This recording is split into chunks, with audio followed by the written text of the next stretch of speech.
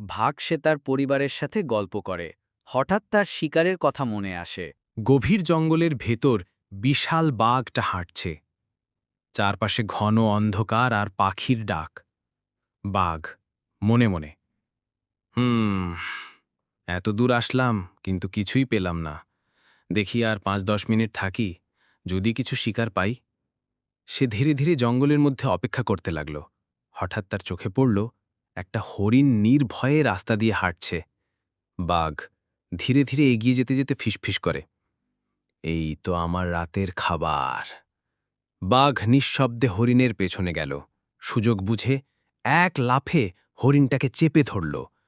হরিণ আতঙ্কে চিৎকার, আ!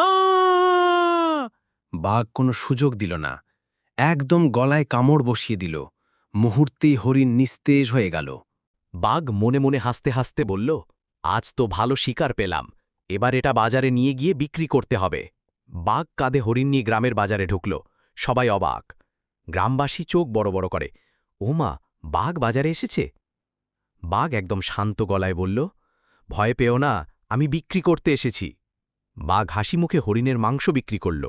বাজারের লোকজন দাম দিয়ে কিনল। সব বিক্রি শেষ হলে বাঘের থলেতে বেশ টাকা জমল। বাঘ খুশি হয়, এই টাকায় তো সংসার আরামে চলবে। তারপর বাঘ হেসে হেসে টাকা নিয়ে বাড়ি ফিরল, আর সেদিন তার সংসারে ভালো রান্না হলো।